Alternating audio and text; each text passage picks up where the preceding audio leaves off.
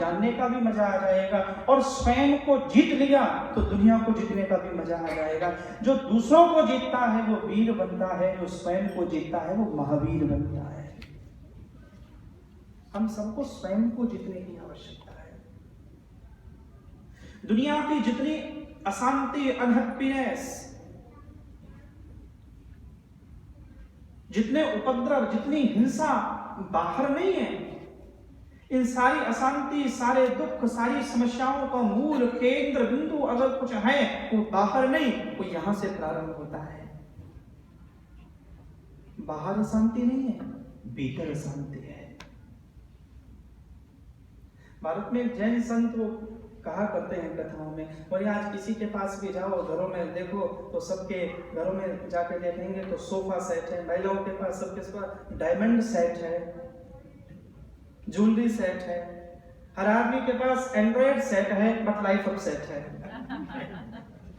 Life बड़ी upset है।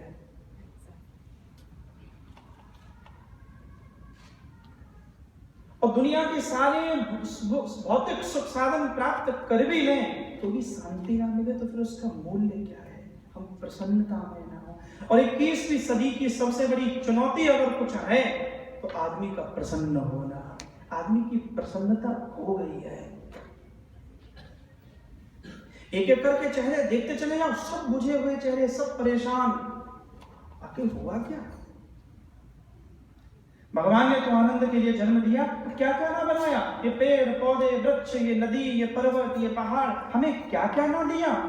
जितना ईश्वर ने इंसान को दिया उतना किसी को भी नहीं दिया। मैं तो कहूंगा इतना लुटाया ईश्वर ने, इतना लुटाया, लेकिन only because of ignorance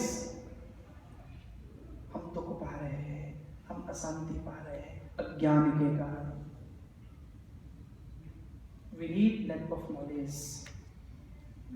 We need lamp of विवेक। हम अज्ञान के कारण दुखी हैं। मैं भी जब मंदिर में से निकल रहा था, पीछे का कार्यक्रम था, तो एक बहन ने ऐसे मुझे चलते चलते पूछा और उसने कहा कि आप गीता के ऊपर बोल रहे हैं तो मेरा एक प्रश्न है। उसने कहा आप बता के जाएं कि कौन सा कर्म पाप होता है, कौन सा कर्म पुण्य होता है। और गीता समझ में आ गई तो लाइफ बहुत इजी हो जाएगी, आपकी बहुत इजी हो जाएगी।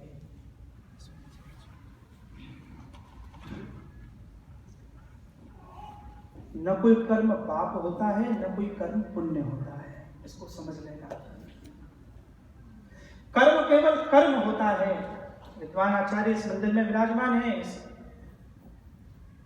कर्म केवल कर्म है, ना वो पाप है ना पुण्य है। और पाप और पुण्य कभी कर्म में घटित भी नहीं होता, वो कर्म के उद्देश्य में घटित होता है, कर्म के पर्पज में। वाई वो कर्म क्यों किया जा रहा है, कर्म का हेतु ही उसे पाप पुण्य बनाता है।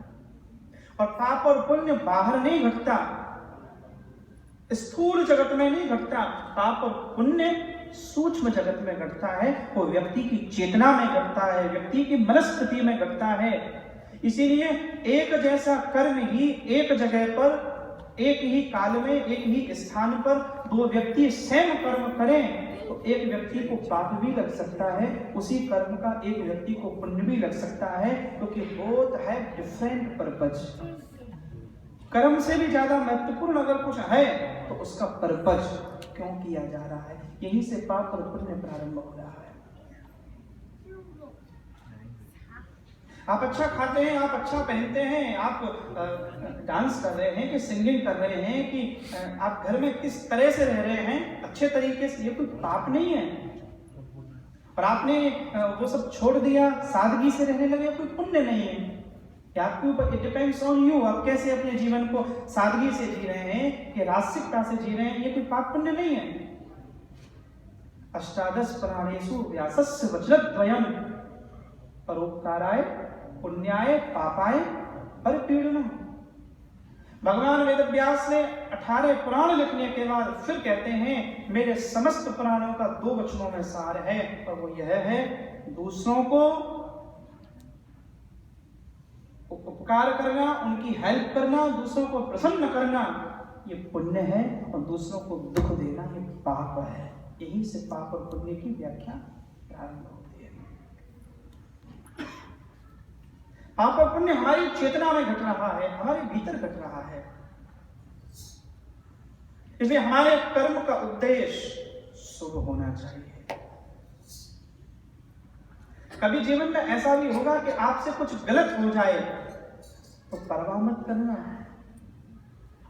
एक्शन आपका बिगड़ जाए, कर्म आपका बिगड़ गया, कोई परवाह मत करना।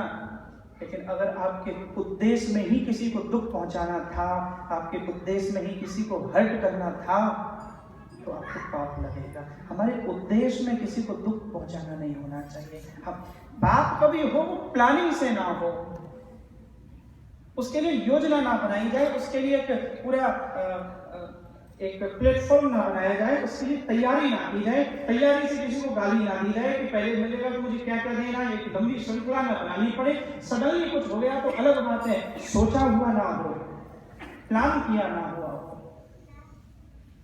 पाप और पुण्य हमें समझना है।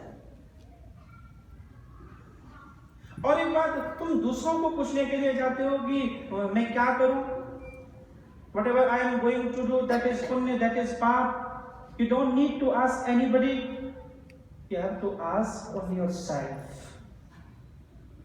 अच्छा, समटाइम ऐसा नहीं होता, कभी आप कुछ गलत कर्म करने के लिए जा रहे होते हैं तो कोई आपको रोकता है। कभी ऐसा होता है, कोई टोक रहा है, कोई खींच रहा है आपको, कोई मना कर रहा है, बाबा मत करो ऐसा, मत जाओ। आप उसकी आवाज को अनसुना कर रहे हो, आप फिर भी चले जा रहे हो, आपने कर दिया और आप गलत कर्म करके आए, पाप कर्म करके लौटे, फिर अकेले में आए, फिर भी कोई आपको धिक्कार रहा है, वो कह रहा है तुम दुनिया के सामने खूबसूरत होंगे लेकिन नहीं, मेरी नजरों में तुम गिर गए हो। कोई आपको कह रहा है कि तूने गलत किया, वो कौन है? आपने अचानक सुना, कहां से आवाज आई, कौन है ये? उसने कहा मैं तेरी अंतरात्मा हूं, मैं भीतर से बोल रहा हूं। भीतर से जो आवाज आती है वो कभी गलत नहीं होती, वो परमात्मा की ही आवाज होती है।